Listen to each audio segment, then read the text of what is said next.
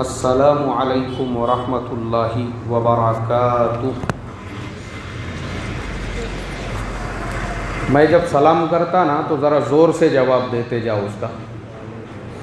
ہاں، نہیں تو مجھے کیا لگتا ساتھی لوگ گھر سے ناشتہ کر کے آئے نہیں، اگلے جمعہ سے پوہے جلیبی بھجیے کا انتظام کر کے رکھنا پڑتا، کیا معلوم مسجد کے اندر۔ تو ایسا مت کرتے جاؤ، جب سلام کرے نا بآواز بلند تو اس کا جواب بھی بآواز بلند دینے کا۔ بسم اللہ الرحمن الرحیم۔ الحمد للہ نحمده ونستعینه ونستغفره ونؤمن به ونتوکل علیہ ونعوذ باللہ من شرور انفسنا ومن سیئات اعمالنا من يهده الله فلا مضل له ومن يضلله فلا هادي له ونشهد أن لا إله إلا الله وحده لا شريك له ونشهد أن سيدنا ومولانا محمدا عبده ورسوله الذي أرسل بالحق بشيرا ونذيرا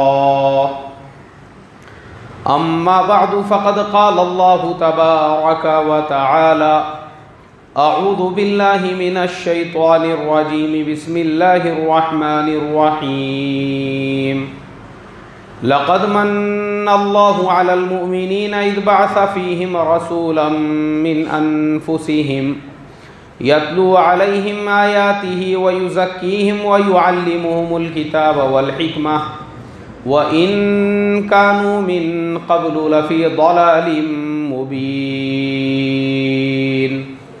صدق اللہ العظیم۔ محترم بھائیوں، بزرگوں اور دوستوں، یہ ہمارا سیرت النبی کا 18واں جمعہ ہے۔ پچھلے جمعہ کو ہم نے بتائے تھے اللہ کے نبی صلی اللہ علیہ وسلم نے مدینہ پہنچنے کے بعد سب سے پہلا کام کیا مسجد نبوی کی تعمیر۔ اب مسجد نبوی جو تھی وہ صرف ایک مسجد نہیں تھی، بلکہ مسجد نبوی مسلمانوں کی سب سے پہلی درس گاہ تھی، دعوت و تبلیغ کا مرکز تھا، وہ ٹریننگ سینٹر تھا۔ اللہ کے نبی کا جو ہے ایک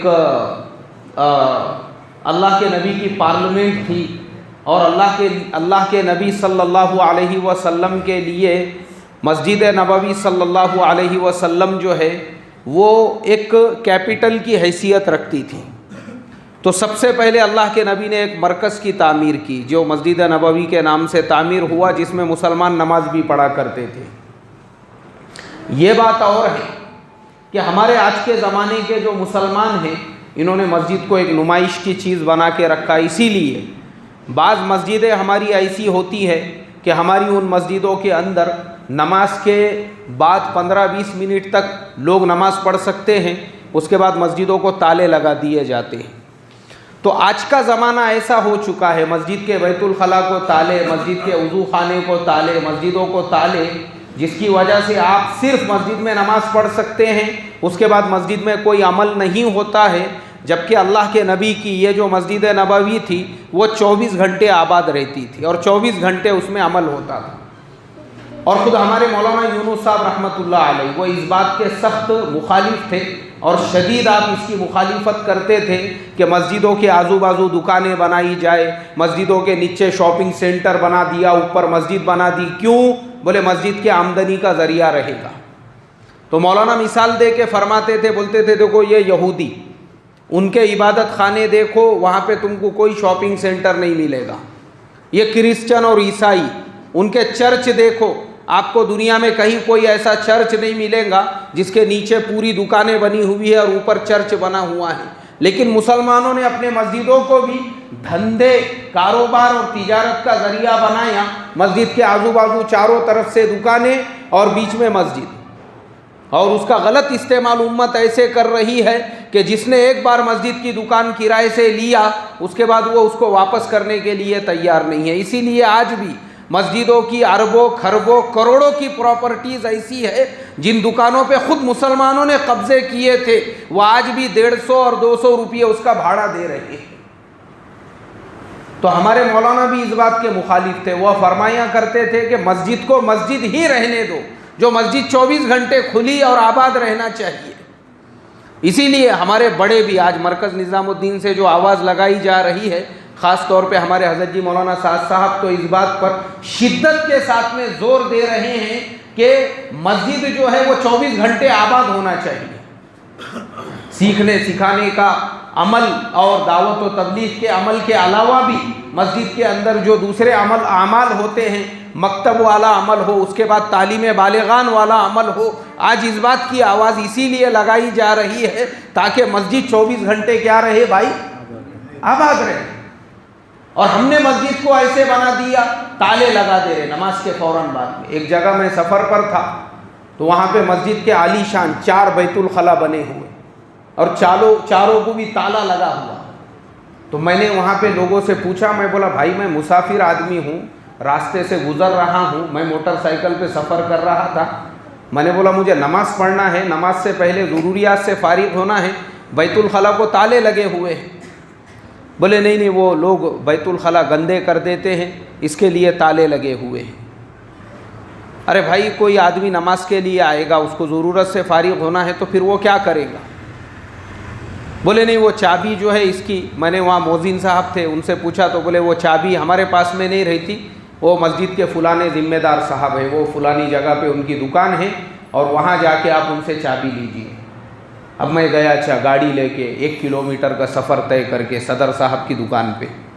میں بولا بھائی صدر صاحب میں مسافر آدمی ہوں، ضروریات سے فارغ ہونا ہے، پتہ چلا کہ جو شاہی خزانہ ہے مسجد کے اندر اس کی چابی آپ کے پاس میں رہتی ہے، میں بھی ذرا اس خزانے کا تھوڑی دیر کے لیے استعمال کرنا چاہتا ہوں، تو آپ مجھے کھل سم کا عمل بتائیں گے کیا؟ بولے نہیں وہ لوگ مسجد کو گندا کر دیتے، اس لیے کر دیتے، ویسا کر دیتے، اس لیے وہ بیت الخلا بند ہے۔ میں بولا نہیں میں تو مسافر آدمی ہوں نا بھائی، اور دیکھو مسجد بنائی کس نے؟ میں نے پہلے ہی بتایا 4 مینار اور 1 مینار، ہم کو معلوم ہے یہ مسجد کس نے بنائی ہوئی ہے۔ میرے پاس میں مولانا غلام صاحب وستانوی کا موبائل نمبر ہے، ابھی فون کر کے ان کو پوچھتا ہوں کہ بھائی میں ابھی فلانے روڈ سے گزر رہا ہوں، آپ نے یہاں پہ 20 لاکھ روپیہ خرچہ کر کے مسجد بنائی، مسجد میں 4 بیت الخلا بنائے، وہ بیت الخلا کو تالا مارا ہوا ہے، تو آپ نے اس لیے مسجد بنائے تھے کہ اس کو تالا مارا جائے یا مسافروں کی سہولت کے لیے روڈ پہ ہائی وے پہ مسجد بنائے؟ نمبر ہے میں بولا میرے پاس، کیونکہ وہ ان کے جیب سے پیسہ لگا کے مسجد نہیں بنا رہے، ان کی حیثیت بھی پوسٹ مین کی ہے، ان کو کسی کروڑ پتی نے کہا ہوں گا مولانا میرے والد یا والدہ کا انتقال ہو گیا، میں مسجد بنانا چاہتا ہوں، یہ 10 لاکھ روپیے لو، تو انہوں نے اس جگہ پہ مسجد بنائی، تو میں پوچھ سکتا ہوں ان سے۔ تو وہ صدر صاحب تیار ہوئے، ٹھیک ہے میں چلتا ہوں بولے آپ کے ساتھ۔ اب گئے ہم لوگ وہاں پہ، اس کے بعد میں وہ خزانے کو جو تالا لگا ہوا تھا اس میں چابی گھسڑ کے جب اس کو کھولا گیا تو اس میں بھنگار کے تھیلے رکھے ہوئے تھے، چاروں بھی بیت الخلا میں بھنگار کے تھیلے رہتے نا، پورے پیک حضرت نے گودام بنا دیے مسجد کے بیت الخلاؤں کو۔ پھر انہوں نے ایک ایک کر کے وہ تھیلے باہر نکالے، پھر میں وہاں پہ اپنی ضروریات سے فارغ ہوا، وضو وغیرہ میں نے کیا، میں نے کہا یہ حرام اور ناجائز ہے مسجد کی کسی بھی چیز کو اپنی ذات کے لیے استعمال کرنا۔ کائے کے لیے استعمال کرنا بھائی؟ ذات کے لیے۔ اسی لیے یہ کہا جاتا ہے کہ جب تم مسجد میں داخل ہو تو اعتکاف کی نیت کرو، کہ جب ہم نے مسجد میں داخل ہوتے وقت اعتکاف کی نیت کی، اب ہم اعتکاف کی حالت میں ہیں، اس لیے ہم مسجد کے پنکھے استعمال کر سکتے ہیں، مسجد کی چٹائی پہ سو سکتے ہیں، مسجد کا غسل خانہ وضو خانہ استعمال کر سکتے ہیں، کیونکہ اب آپ کون سی حالت میں ہو بھائی؟ اس لیے ہماری جماعتیں بھی جو چلتی ہے تو ہمارے بڑے ہم کو پہلے ہی یہ سکھاتے ہیں کہ کسی بھی مسجد میں داخل ہونے سے پہلے کائی کی نیت کرنے کا؟ اعتکاف کی۔ تو پھر آپ کے لیے کھانا پینا، مسجد میں دسترخوان بچھانا سب جائز ہو گیا، کیونکہ اب آپ کا کس حالت میں ہے؟ اعتکاف کی حالت میں۔ اس لیے مسجد کی کوئی بھی چیز آپ اعتکاف کی حالت میں اس لیے استعمال کر سکتے، اس کے علاوہ اپنی کسی چیز کی، کیونکہ دیکھو ہمارے جو بڑے تھے، ہمارے جو اکابر تھے، ہمارے جو بزرگ تھے، ان کے تقوی کا اگر ہم عالم دیکھیں گے، خود اللہ کے نبی صلی اللہ علیہ وسلم کی زندگی میں یہ بات ملتی ہے۔ آپ دیکھو حکایت صحابہ اٹھا کر فضائل اعمال میں واقعہ ملے گا، اللہ کے نبی رات میں بے چینی کی حالت میں ٹہل رہے تھے، بے چینی کی حالت میں۔ عائشہ صدیقہ رضی اللہ تعالی عنہ نے پوچھا آپ کیوں بے چین ہیں؟ فرمایا میں نے ایک کھجور کھا لیا تھا، اس کے بارے میں مجھے شک ہے کہیں وہ صدقے کی نہ ہو۔ کنفرم نہیں ہے وہ، کنفرم ہے کیا؟ وہ کنفرم نہیں ہے، صرف اس کھجور کے بارے میں کیا ہے بھائی؟ شک ہے، شک کہ وہ کھجور کائی کی رہیں گی؟ صدقے کی رہیں گی۔ اس کے لیے بولے مجھے رات بھر نیند نہیں آ رہی ہے، بے چین ہے آپ، صرف شک کی وجہ سے، کنفرم نہیں ہے۔ اور حضرت امام حسن نے بچپن کی حالت میں منہ میں کھجور ڈال دیے، اللہ کے نبی نے اپنی انگلی منہ میں ڈال کر وہ کھجور باہر نکالی اور کہا کہ بیٹا یہ صدقے کی کھجور ہے جو ہمارے لیے حلال نہیں ہے۔ یہ اللہ کے نبی کی زندگی تھی۔ اور دوسری طرف ہمارا حال یہ ہے کہ مسجد کے اندر بور مارا ہوا ہے تو صدر صاحب نے اپنے گھر میں بھی ایک کنیکشن لے لی ہے اس سے، کیوں؟ بولے نل کا پانی آ رہا نہیں یار برابر، بولے تو مسجد کا بور کس کا بور ہو گیا؟ اپنا ہی بور ہو گیا، اپنا ہی مال ہے، کرو یوز، کرو استعمال۔ تو اس کے لیے اللہ کے نبی صلی اللہ علیہ وسلم کے زمانے میں ان کی جو مسجد تھی، وہ مسجد خالی مسجد نہیں تھی بلکہ وہ ایک مرکز تھا، دعوت و تبلیغ کا مرکز تھا، وہ ایک سینٹر تھا، وہ اللہ کے نبی کی پارلیمنٹ تھی۔ آنے والے لوگ وہیں پر آپ سے ملاقات کرتے تھے، ملتے تھے، بات کرتے تھے۔ اور ہم نے آج کے زمانے میں مسجد کو ایسا بنایا کہ نماز سے 15 منٹ پہلے نماز مسجد کھلے گی اور 15 منٹ بعد مسجد کو کیا لگ جائے گا؟ تالا لگے گا۔ اور ہمارے مولانا یونس صاحب رحمۃ اللہ علیہ فرمایا کرتے تھے ان کو تو اس بات سے بھی شدید چڑ تھی کہ مسجد کی اطراف میں دکانیں بنائی جائے اور اس کو تجارت کے لیے استعمال کیا جائے۔ مولانا یہ بھی نہیں چاہتے تھے، فرماتے تھے کہ مسجد ہے تو وہاں خالص کیا ہونا چاہیے؟ مسجد ہی ہونی چاہیے۔ تو مسجد نبوی کی تعمیر کے بعد اب اللہ کے نبی نے کیا کیا؟ مدینے کے جتنے بھی قبیلے تھے ان کو سب کو جمع کیا، اور سارے قبیلے، مدینے میں کون رہتے تھے؟ یہودی رہتے تھے، تو یہودیوں سے آپ نے ایک ایگریمنٹ کیا، کیونکہ اوس اور خزرج کے جو وہاں کے بت پرست تھے وہ تقریباً مسلمان ہو چکے تھے۔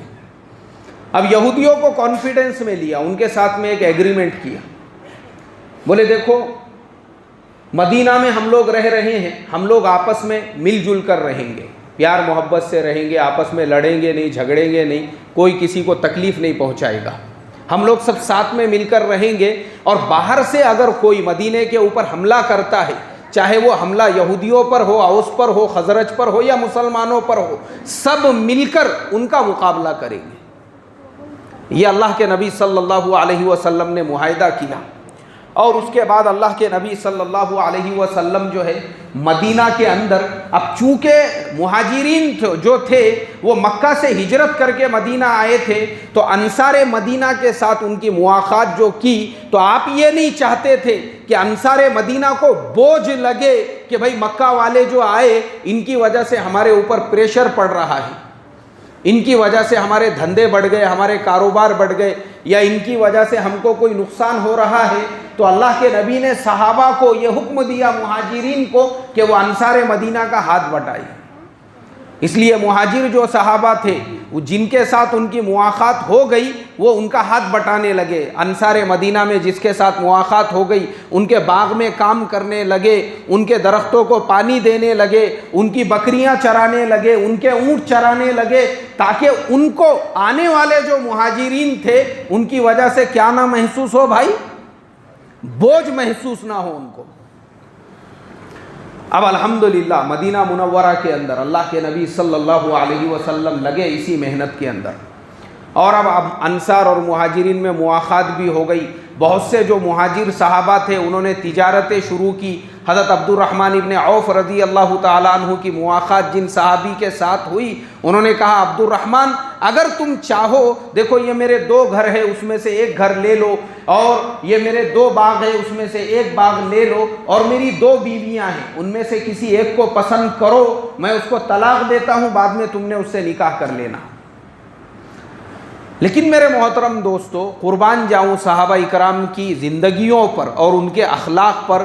حضرت عبد الرحمن ابن عوف رضی اللہ تعالیٰ عنہ نے فرمایا، بولے بھائی دیکھو، نہ مجھے تمہارا باغ چاہیے، نہ گھر چاہیے، نہ بیوی سے آپ کے نکاح کرنا ہے، بس مجھے بازار کا راستہ بتا دو۔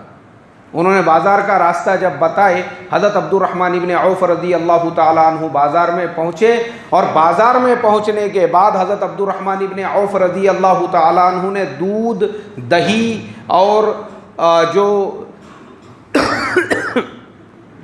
اس کا گھی اور یہ ساری جو چیزیں ہوتی ہے، پنیر وغیرہ، اس کا کاروبار شروع کر دیا۔ تو صحابہ بوجھ نہیں بنے۔ اب اس کے بعد مشرکین مکہ نے اب ادھر کیا رد عمل لیا؟ 1 سال مسلمانوں کو گزر گیا اللہ کے نبی کو ہجرت کر کے مدینہ منورہ کے اندر، اور مدینہ میں اب ہجرت کا دوسرا سال شروع ہو گیا۔ دوسرا سال بھی آدھے سے زیادہ گزر گیا، رمضان کا مہینہ، اور یہ پہلا رمضان تھا سن 2 ہجری کا، جس کے اندر اللہ نے روزوں کو فرض فرمایا۔ پہلا رمضان جس میں روزے فرض ہوئے مسلمان روزوں کی حالت میں۔ اور ادھر مشرکین مکہ، ان کو جب پتہ چلا کہ مسلمان مکہ سے ہجرت کر کے جو مدینہ گئے ہیں، مدینہ میں تو آرام سے، اطمینان سے، سکون سے زندگی گزار رہے ہیں، اب مدینہ میں تو ان کو کوئی ٹینشن نہیں ہے، تو مسلمانوں کو ٹینشن کیسے دینا ہے اور مسلمانوں کو سکون سے نہیں جینے دینا ہے، اس کے لیے مشرکین مکہ نے ایک چھوٹی سی جماعت، اس کا امیر بنایا کرز ابن جابر کو، اور اس کو مکہ سے بھیجا مدینہ، اور کہا کہ مدینہ کے باہر اللہ کے نبی کے جو اونٹ چرتے ہیں، ان اونٹوں کو وہاں سے بھگا کے لے کر آ جاؤ۔ اب کرز ابن جابر جو تھا 300 میل کا سفر طے کر کے، یعنی تقریباً 450-500 کلومیٹر کے قریب ہوتا ہے، اتنا لمبا سفر طے کر کے مدینہ پہنچا، صرف اور صرف اللہ کے نبی اور مسلمانوں کو تکلیف پہنچانے کے لیے، اس کے علاوہ اور کوئی مقصد نہیں۔ اور مدینہ پہنچنے کے بعد اس نے جب دیکھا کہ مدینہ کے باہر مسلمانوں کے اونٹ چر رہے ہیں، تو اس نے کیا کیا، ان اونٹوں کو اپنے ساتھ بھگا کر لے لیا، اور جو چرواہا تھا اس کو قتل کر دیا۔ اللہ کے نبی صلی اللہ علیہ وسلم کو اطلاع ملی، آپ ناراض ہوئے، اللہ کے نبی کو تکلیف پہنچی۔ اللہ کے نبی نے فرمایا کہ ہم مدینہ میں آئے ہیں تو مشرکین ہم کو چیلنج کر رہے ہیں، یہ چیلنج ہے مشرکین کی طرف سے کہ تم بھلے مدینہ چلے جاؤ، لیکن ہم تم کو وہاں پہ بھی سکون اور آرام سے نہیں جینے دیں گے۔ اللہ کے نبی نے فرمایا اگر مشرکین کو ہم نے ابھی اس کا جواب نہیں دیا تو پھر مشرکین کی طرف سے اور زیادہ ہم کو تکلیفیں پہنچنے کا ڈر ہے، اس کے لیے فوراً مشرکین کو اس کا جواب دینا ضروری ہے۔ تو کسی صحابی نے کہا اے اللہ کے نبی، اگر مشرکین کو اس کا جواب دینا ہے تو ابو سفیان ملک شام سے سامان تجارت لے کر مدینہ سے ہوتے ہوئے مکے کی طرف جا رہا ہے، یہی وقت ہے ابو سفیان سے مل کر بات کرنے کا یا اس کے قافلے کو روکنے کا۔ اللہ کے نبی نے ایک مختصر سی جماعت جو ہے وہ تشکیل دی۔ اب صحابہ کی یہ جو مختصر سی جماعت تھی وہ ابو سفیان کو تلاش کرنے کے لیے نکل گئی۔ مسلمان پہنچے، ابو سفیان سے پہلے ہی اس راستے پر پہنچ گئے، ابو سفیان کا انتظار کرتے ہوئے۔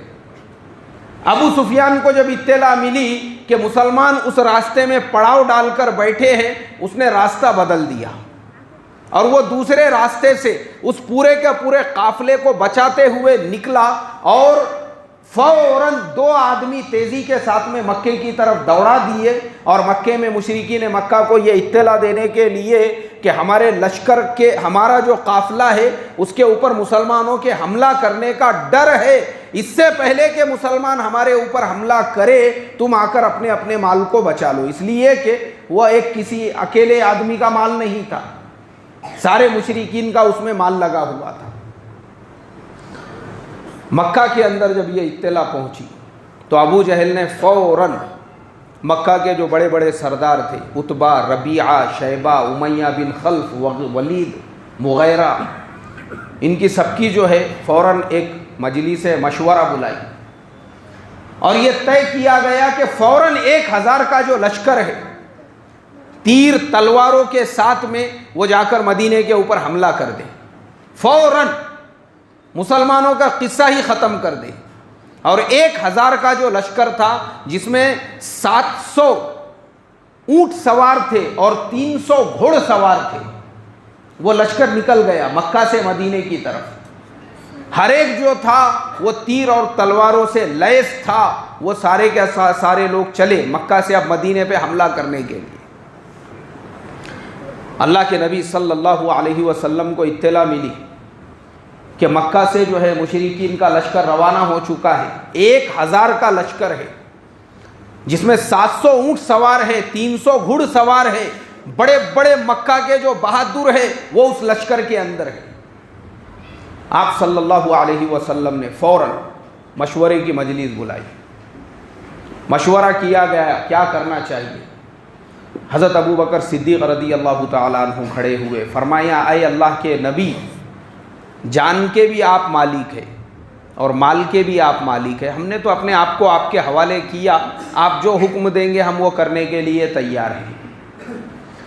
حضرت مقداد رضی اللہ تعالیٰ عنہ، حضرت مقداد ابن اسود رضی اللہ تعالیٰ عنہ وہ کھڑے ہوئے، انہوں نے کہا اے اللہ کے نبی، اگر مشرکین آ ہی رہے ہیں حملہ کرنے کے لیے تو ہم ان کو ایسا منہ توڑ جواب دیں گے وہ بھی اپنی پوری زندگی یاد رکھیں گے، آپ صرف حکم کرو، ہم اپنی جان مال سب کچھ قربان کرنے کے لیے تیار ہیں۔ اللہ کے نبی صلی اللہ علیہ وسلم نے فرمایا بھائی اور لوگ بولو، اور کوئی بولو اپنی طرف سے۔ اللہ کے نبی کا جو اشارہ تھا وہ مہاجرین کی طرف نہیں تھا بلکہ انصار کی طرف تھا، اس لیے کہ یہ دونوں بھی مہاجر تھے، حضرت ابو بکر صدیق بھی اور حضرت مقداد بھی۔ آپ نے فرمایا بھائی بولو۔ حضرت سعد ابن معاذ رضی اللہ تعالی عنہ جو انصار مدینہ کے سرداروں میں شمار ہوتے تھے وہ کھڑے ہوئے، انہوں نے کہا اے اللہ کے نبی، اگر آپ کا اشارہ ہماری طرف ہے تو دیکھو ہمارے اور تمہارے درمیان میں ایسا کوئی ایگریمنٹ نہیں ہوا ہے کہ کوئی آدمی اگر مکہ سے یا کہیں سے بھی مکہ مدینہ کے باہر آ کے حملہ کرے تو ہم نکل کر آپ کا ساتھ دیں۔ ہماری اور آپ کی جو بات چیت ہوئی ہے وہ یہ ہوئی ہے کہ مدینہ میں اگر کوئی آپ کے اوپر حملہ کرتا ہے تو ہم اس کا مقابلہ کریں گے، لیکن اے اللہ کے نبی آپ ایسا مت سمجھنا ہم آپ کو ایسا جواب دیں گے، ٹھیک ہے ہمارا آپ کا ایسا کوئی ایگریمنٹ نہیں ہے، لیکن پھر بھی جان کے بھی آپ مالک ہے اور مال کے بھی آپ مالک ہے، ہم آپ سے وہ نہیں کہیں گے جو حضرت موسیٰ علیہ السلام کی قوم نے ان سے کہا تھا کہ اذهب انت وربک فقاتلا انا ہاہنا قاعدون، کہ تم اور تمہارا پروردگار جا کے لڑو، ہم یہاں بیٹھ کر تماشا دیکھتے ہیں، ہم آپ سے یہ نہیں کہیں گے۔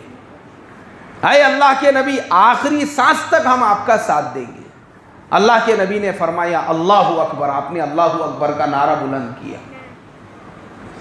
اور اس کے بعد اللہ کے نبی صلی اللہ علیہ وسلم نے حکم دیا کہ کل ہمارا لشکر یہاں سے روانہ ہوگا اور ہم بدر کے میدان میں جا کر مشرکین کا انتظار کریں گے۔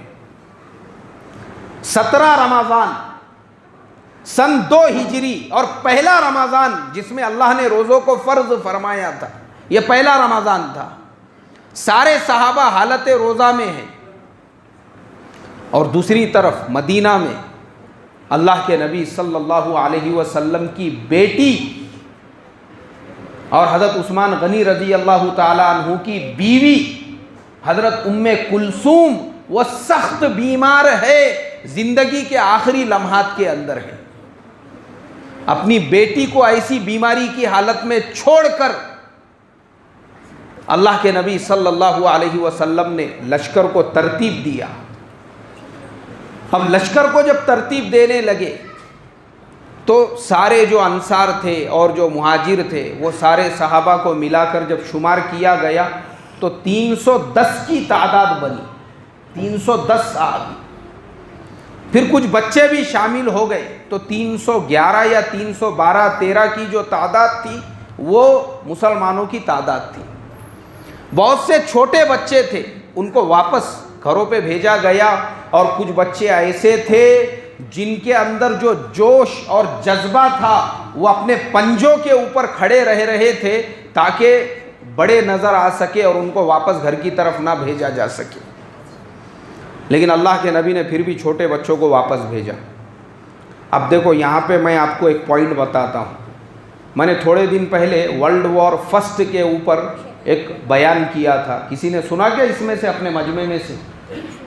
شاید سنے ہوں گے. ہمارے حافظ مبارک صاحب جو ہے ماشاءاللہ امام و خطیب ہے عشرت باغ میں, انہوں نے سنے ہیں. اور بھی بہت سارے ساتھی ہوں گے, میرا ورلڈ وار فرسٹ کا بیان انہوں نے سنے ہوں گے.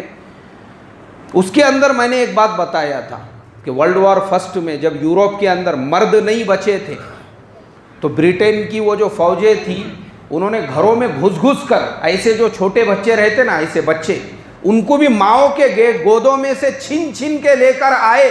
ان کے ہاتھوں میں بندوق دے کے مارنا آتا ہو نہیں آتا ہو پھر بھی تم کو میدان میں کھڑے رہنے کا.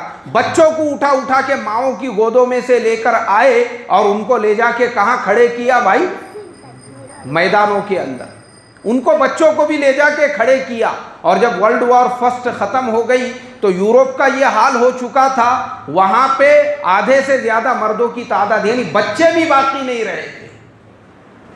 اور دوسری طرف اب میں آپ کو اللہ کے نبی کی سیرت بتا رہا ہوں کہ چھوٹے بچوں کو آپ نے کہاں واپس بھیجا؟ ارے بھائی بولو نا, گھروں پہ واپس بھیجا, گھروں پہ. بولے بچوں کا کام نہیں ہے یہاں پہ, چلو بچے گھروں پہ جاؤ. تو بچے روتے تھے.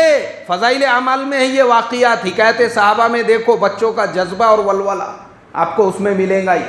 بچے روتے تھے اور اپنے ابا جان کو لے کر جاتے تھے سفارش کے لیے کہ کم سے کم تم اللہ کے نبی کے پاس ہماری سفارش کرا دو. چچا کو لے کر جاتے تھے کہ کم سے کم تم ہماری سفارش کرا دو. تو اللہ کے نبی جب دیکھتے تھے کہ یہ بڑی عمر کا بچہ ہے تب اس کو اجازت دی جاتی تھی.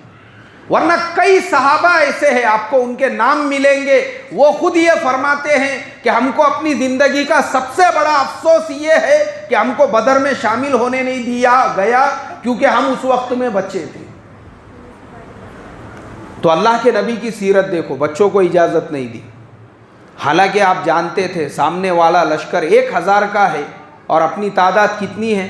310, 311, 12 اور 13 تک وہ صحابہ کی تعداد پہنچتی ہے. اب اس کے بعد مسلمانوں کو لے کر اللہ کے نبی پہنچے بدر کے میدان میں. بدر کہاں پر ہے؟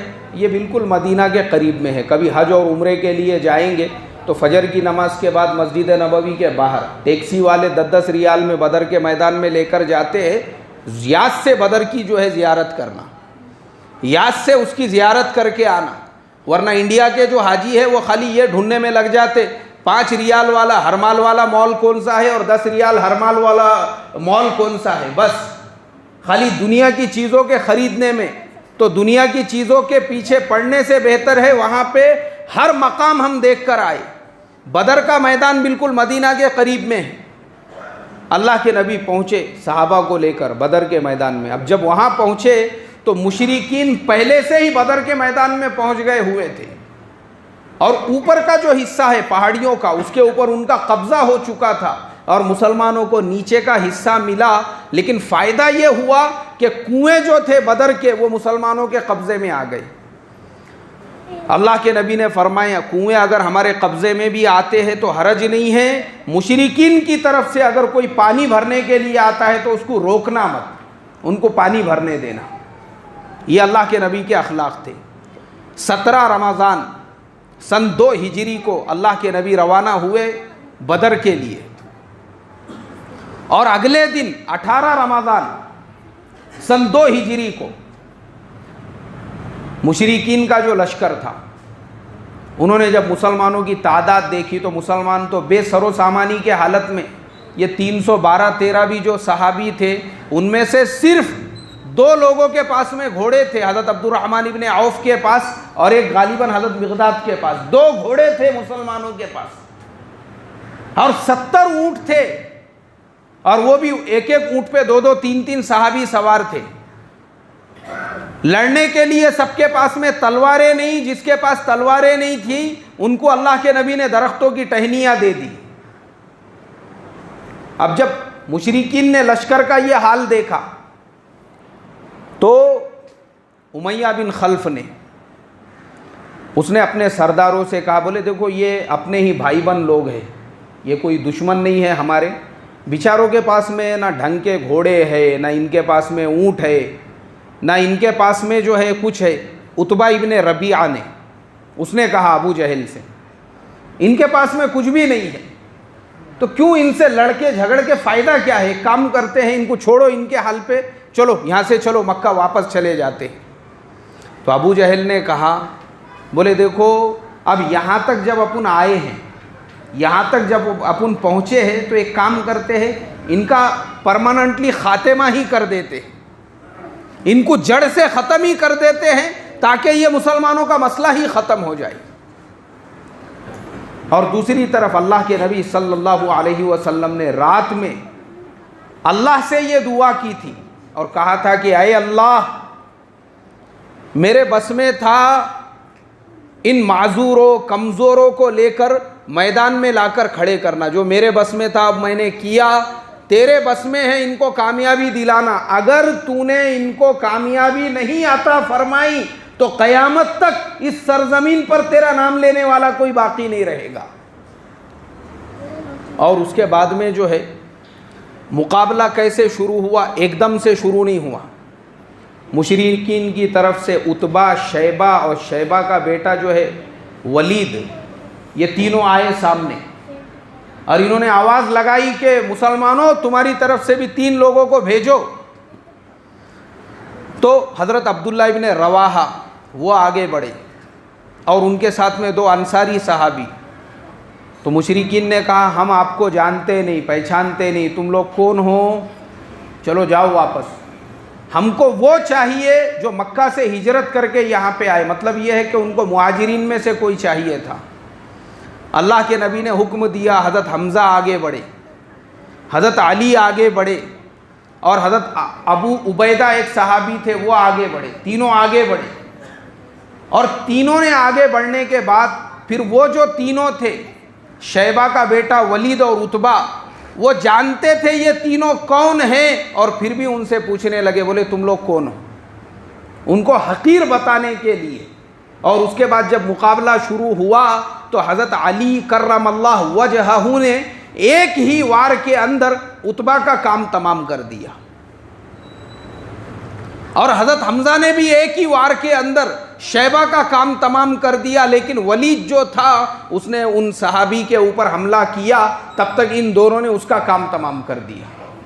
اس کے بعد پھر مقابلہ شروع ہوا، اور مقابلہ جب شروع ہوا تو اللہ کے نبی کے جو چچا ہے حضرت عباس، وہ ابھی تک مسلمان نہیں ہوئے تھے اور مشرکین کے لشکر میں تھے۔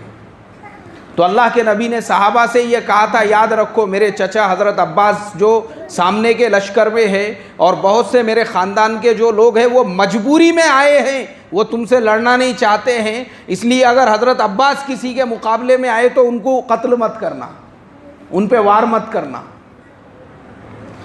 حضرت عباس فرماتے ہیں جب وہ بعد میں مسلمان ہو گئے فتح مکہ کے بعد، وہ فرمایا کرتے تھے کہ بدر میں میں مشرکین کی طرف سے تھا اور پہاڑ کے اوپر تھا، تو میں نے بادلوں میں سے گھوڑوں کے دوڑنے کی آوازیں سنی، بادلوں میں سے گھوڑے دوڑ رہے تھے، مطلب فرشتوں کے لشکر وہ بدر کے میدان کے اندر آ کر اتر گئے، اور مسلمانوں کی طرف سے انہوں نے مقابلہ کیا، اور تھوڑی دیر کے بعد میں، یعنی زیادہ وقت نہیں لگا بدر کی جنگ کو، تھوڑی دیر کے بعد میں اللہ تعالیٰ نے مسلمانوں کو کامیابی عطا فرما دی۔ میں ہمیشہ وہ واقعہ سناتا ہوں، ابو جہل کو کس طریقے سے 2 بچوں نے قتل کر دیا اور زمین کے اوپر اس کو گرا دیا۔ اس کے بعد میں حضرت عبداللہ ابن مسعود کو اللہ کے نبی نے، جب پوری جنگ ختم ہو گئی، اللہ کے نبی نے حضرت عبداللہ ابن مسعود کو بھیجا اور فرمایا کہ دیکھو جا کے مشرکین کے لشکر کا کیا حال ہے اور مسلمانوں کا کیا حال ہے، کتنے مسلمان شہید ہوئے ہیں۔ وہ جب پہنچے تو ابو جہل، جس کو 2 معصوم بچے، جنہوں نے حضرت عبد الرحمن ابن عوف سے پوچھا تھا کہ چچا جان ہم نے سنا ہے کہ ابو جہل ہمارے نبی کو گالیاں دیتا ہے، ذرا بتا دو وہ کون ہے۔ حضرت عبد الرحمن ابن عوف نے کہا، بولے بیٹا ابو جہل تمہارے جیسا چھوٹا موٹا بچہ نہیں ہے، عرب کا مشہور و معروف پہلوان ہے وہ، पहलवान है वो अगर एक चमड़े पे खड़ा हो जाए, चमड़ा टूट जाए, वो चमड़े को हिला नहीं सकते, इतना बड़ा पहलवान है। बोले देखो वो जो 2 हबशी बांदियाँ जो मोर से उसको हवा कर रही है, वही अबू जहल है। तो एक मुआज थे और दूसरे मुआविज थे, दोनों आगे बढ़े। ये दोनों भाई नहीं थे, अलग अलग सहाबी की औलाद थे, लेकिन नाम मुआज और मुआविज था। दोनों बड़े आगे, और आगे बढ़ने के बाद एक ने अबू जहल के पैर पर और दूसरे ने उसके घोड़े के पैर पे हमला किया, उसको ज़मीन पे गिरा के उन्होंने ठंडा कर दिए, लेकिन वो मरा नहीं था। अब जब हज़रत अब्दुल्ला इब्ने मसूद पहुँचे तो अबू जहल की आवाज़ सुनी। अबू जहल उनसे पूछने लगा, ऐ इब्ने मसूद, जंग का क्या हाल हुआ? हज़रत अब्दुल्ला इब्ने मसूद ने फरमाया, अल्लाह ने मुशरिकीन मक्का को ज़लीलो ख़ार कर दिया। अबू जहल कहने लगा, अब तुम मेरे साथ क्या करोगे? बोले मैं तेरी गर्दन काटूंगा। तो अबू जहल ने कहा, ए इब्ने मसूद, अगर मेरी गर्दन काटना है, उसको गले से मत काटना, उसको यहाँ से काटना, मोंडों से, ताकि मरने के बाद में भी मेरा सर सबसे ऊंचा नजर आए और लोगों को ये लगे कि ये सरदार की गर्दन है। देखो ऐसी खुजली रहती बड़ेपन की बहुत सारे लोगों को। अल्लाह ये बड़ा बनने से मेरी तुम्हारी हिफाजत फरमाए। हाँ, बहुत ख़तरनाक बीमारी है ये बड़ा बनने की बीमारी, जो हमारे मौलाना यूनुस साहब रहमतुल्लाह अलैह फरमाते थे। बहुत शौक़ बोले बड़ा बनने का, छोटा बनने को कोई तैयारी नहीं है। एक गुरु के पास में एक चेला काम करता था, थोड़े दिन के बाद में बोला, हज़रत मैं जा रहा हूँ। बोले क्यों? बोले यार चेला बनने में फ़ायदा नहीं, अब मुझे भी गुरु बनने का है। हमारे मौलाना फरमाते थे। तो ये बड़ा बनने की खुजली बहुत ख़तरनाक रहती। वो मिसाल देते नहीं कि रस्सी जल गई मगर बल नहीं गया। मैं भी बहुत सारे ऐसे बड़ों को देखता हूँ, खाने को जवारी बाजरी के वांदे हैं, इस्त्री के कपड़े अभी भी चाहिए बोले मेरे को, बगैर इस्त्री के घर के बाहर नहीं निकलता मैं। ये आज हाल है। तो ये बड़ा बनने की जो खुजली है, ये वो अबू जहल को कि ख़त्म हो चुके हैं, शिकस्त तो हो गई, मगर फिर भी बोले मेरी गर्दन काटने का है। तो कहाँ से काटना? मोंडों के पास से, ताकि बाद में भी लोग देखें तो पता चले किसकी गर्दन है, सरदार की गर्दन है। ग़ज़वे बदर ख़त्म हो गई। अब उसके बाद जब शुमार किया गया तो मुसलमान जो थे वो सिर्फ 14 शहीद हुए। कितने मुसलमान शहीद हुए भाई? 14 मुसलमान थे, जिसमें से 8 अंसारे मदीना में से थे और 6 जो थे वो मुहाजिरीन में से थे। सिर्फ 14 मुसलमान। लेकिन मुशरिकीन का जो नुकसान हुआ, 70 बड़े बड़े सरदार उनके मारे गए, और 90 जो मुशरिकीन थे उनके बड़े बड़े सरदार, उनको मुसलमानों ने कैदी बना दिया और कैदी बना के उनको मदीना में लेकर आ गए। अब उन कैदियों का क्या हुआ, उनके बारे में क्या फ़ैसले किए गए, इंशाअल्लाह ये सारी बातें अगले जुमा को तफसील के साथ में बयान होंगी। अल्लाह ताला मुझे आपको अमल की तौफीक अता फरमाए। दुरूद शरीफ पढ़ ले भाई एक मरतबा। अल्लाहुम्मा सल्ली अला सय्यिदना व हबीबना व शफ़ीअना व मौलाना मुहम्मद व बारिक व सल्लिम। जिनकी सुन्नतें बाकी है वो पढ़ ले।